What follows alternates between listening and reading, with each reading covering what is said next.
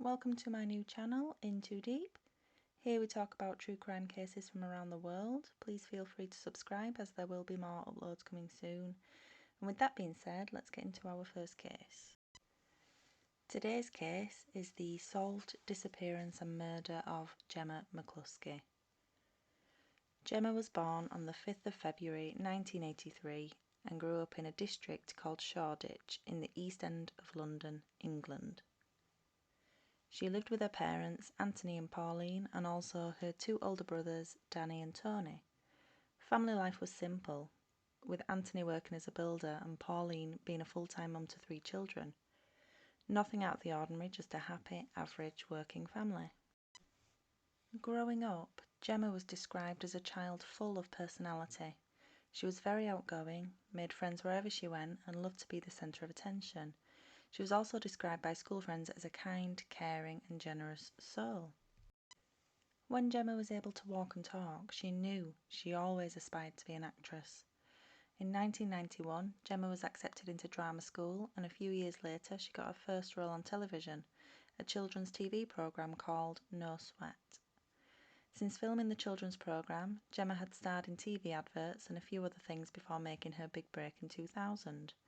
In the year 2000, Gemma was 17 years old and had landed a role on a TV soap drama called Eastenders.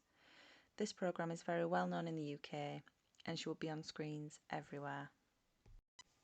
Gemma and her family were over the moon with this news, and this was all that she had ever dreamed of. She played the role of a teenage girl called Kerry Skinner. All was going well until 3 months into it. She was unfortunately written out of her storyline and Eastenders altogether, which ultimately meant she had lost her job. She did try to get back into the acting scene, doing auditions here and there, but eventually she just seemed to have lost her passion, and she found herself a new job altogether, working in a pub local to her home. Gemma thoroughly enjoyed working in a pub environment as it really suited her outgoing personality. Now years went by with what presumably was a happy, quiet life. In 2011, unfortunately Gemma's mum, Pauline, was diagnosed with a brain tumour. Gemma was said to be a very supportive daughter and eventually became her mum's carer full-time. By this point in time, Gemma's parents were separated and Gemma was living in a flat on Pelter Street in Shoreditch with her older brother, Tony.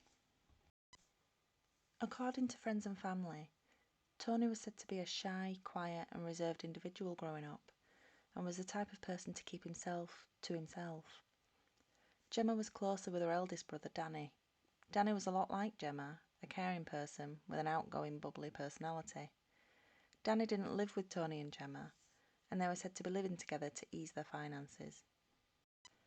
Now, in March 2012, Gemma went missing from a flat in Shoreditch.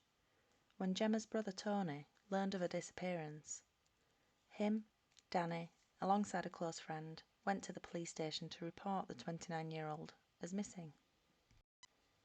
A few days had passed by before they even reported her to the police. It was known that Tony was the last person to see Gemma before she disappeared.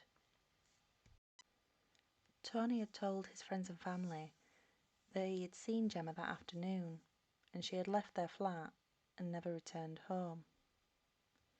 Tony was apparently very worried and kept calling Gemma, but ultimately she never returned those phone calls.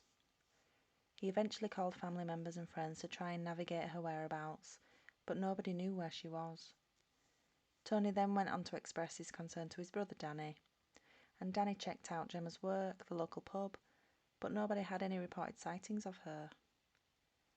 Danny had found out that Gemma hadn't turned up to her planned shifts at work, nor did she let work know that she wouldn't be attending.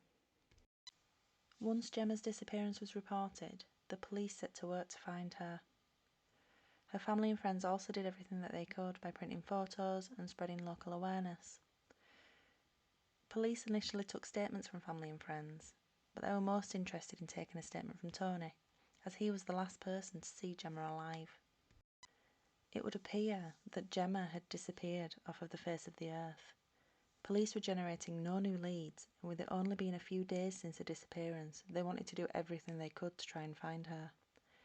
As Gemma was an ex-Eastenders actress, the media got involved and her face was on the front of every newspaper. 5 days after Gemma's disappearance, on the 6th of March 2012 at around 2:30 p.m, a woman was riding along the Regent's Canal in her canal boat in Hackney, not far from Gemma's home. As she was riding along, something snagged her boat and was blocking her way forward. She went to the front of the boat to investigate and had realised that it was a suitcase blocking her way. This woman managed to pull out the suitcase from the water, and with no warning, the suitcase had sprung open. The woman was horrified to learn that inside this suitcase was a human torso. This was the only thing in the suitcase, so it was apparent that whoever did this to this person, they had dismembered them. Police now were running tests on the dismembered body, and then they ultimately learned that this was the body of Gemma McCluskie. Following this discovery, the police had to break the news to Gemma's family. This news was so devastating to all of them. The family are now having to deal with the death of Gemma alongside Pauline's brain tumour. So this family were going through such an ordeal. Police changed Gemma's missing person inquiry to a homicide investigation. They were now trying to figure out a motive to Gemma's murder. Why would somebody want her dead? For the medical examiner to establish a cause of death, the police needed to retrieve the rest of Gemma's remains. They sent professional divers into the canal to search, and sure enough, they had found limbs, arms and legs all wrapped individually in bin liners, all belonging to Gemma. Gemma's head, though, was still missing, and without this, they couldn't determine a cause of death. Meanwhile, police were on the hunt to find Gemma's killer. They had retraced Gemma's steps on the day that she disappeared. On the morning, Gemma was performing her routine as usual. She had attended a school choir to watch her friend's daughter in the choir performance. She then went to a friend's house for a chat and a coffee, and Gemma's friend had noticed Gemma seemed a little bit nervous and on edge. Gemma told her that she had been arguing with her brother Tony a lot recently.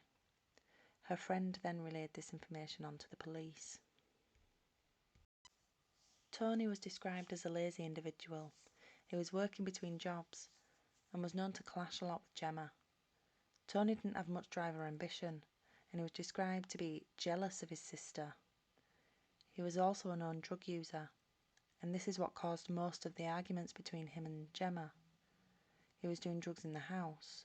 It was always up to Gemma to clean and to cook, and the resentment towards her brother grew. During arguments, Tony would reportedly get physical towards Gemma. He would slap her, strangle her, and beat her on occasion. On the day of Gemma's disappearance, Tony had run a bath and had left it to fill and fell asleep.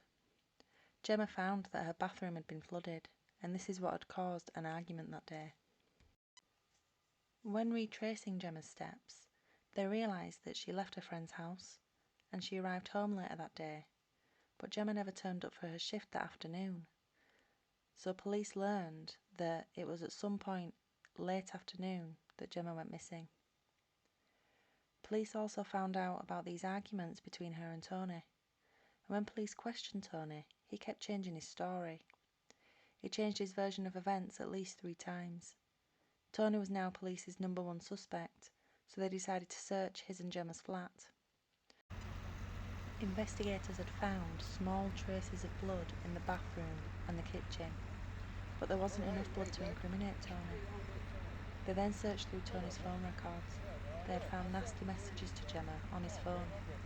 This seemed to be the pattern, but on the day of her disappearance, he sent a text message to check in on her, and at the end of the text he wrote, "Love you," with 2 kisses. This was a stark contrast to the nasty messages he would usually send Gemma.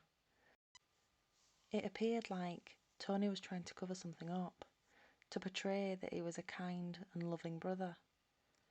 Tony was arrested 6 days after Gemma's initial disappearance. He refused to answer any question at this point and would not cooperate in the case of his missing sister. Following Tony's arrest, police had established his movements surrounding Gemma's disappearance. They had found Tony had called a taxi company and arranged a taxi under a false name. The taxi driver had reported that Tony was carrying a large suitcase, and he was struggling to hold it as it appeared very heavy. Police checked CCTV from the area and found Tony with the suitcase. They also found Tony on CCTV returning home without the suitcase. The police had tested the taxi driver's car boot and had found Gemma's blood in the back of the taxi. So this must have meant that Gemma's body was in that car boot at that time. Tony was then charged with Gemma's murder. Gemma's family was distraught to find this information out, that Gemma's own sibling had been charged with her murder. So far in the case, Gemma's head has still not been found. On the 6th of September 2012, 6 months after Gemma was murdered, Gemma's head was found in the same canal but further along the route. They said that Tony was jealous of Gemma's success earlier on in life, and he took his anger out on Gemma.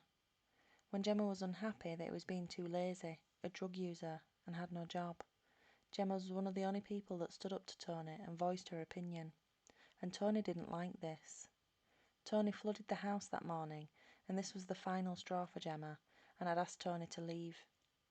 As Gemma went about her day and returned home, she was shocked to learn that he was still in the house. She confronted Tony, and he lashed out, and ultimately killed her. Nobody knows what or how this happened that day. Many people think Tony had pre-planned Gemma's murder, but this is not confirmed.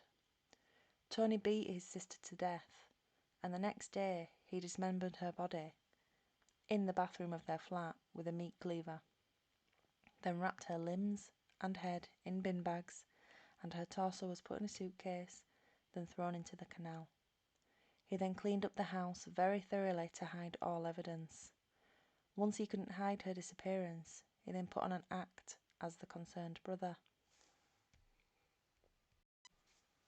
On the 30th of January 2013, Tony McCluskie was found guilty of the murder of Gemma McCluskie and was jailed for life with a minimum serve of 20 years.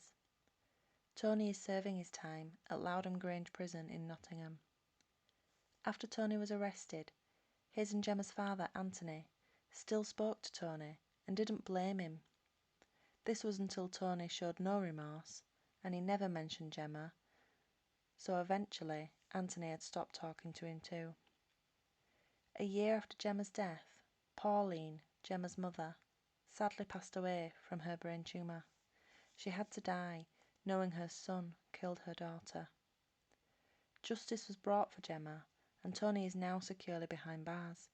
But this just seemed to be avoidable, and Gemma did not deserve the ending that she ultimately received. That's it for today's crime story. Please let me know your thoughts below in the comments, and if you like this video, please like and subscribe to watch out for more uploads coming soon.